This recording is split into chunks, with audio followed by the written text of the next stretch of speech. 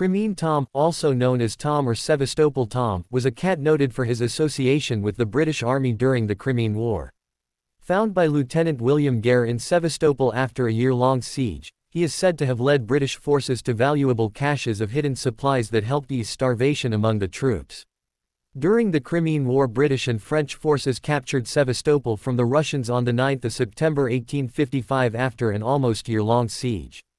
Lieutenant William Gare of the 6th Dragoon Guards, who was seconded to the Field Train Department as a deputy assistant commissary, led patrols to search the cellars of buildings for supplies. Gare noticed a cat, covered in dust and grime, that was sitting on top of a pile of rubbish between two injured people.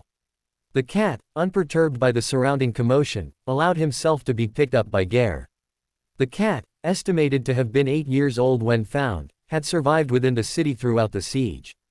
Gare took the cat back to his quarters and he lived and ate with a group of British officers who initially named him Tom and later Crimean Tom or Sevastopol Tom.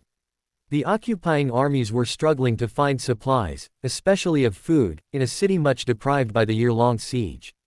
It is said that the officers noticed how fat Tom was getting and realized he must have been feeding off a good supply of mice nearby.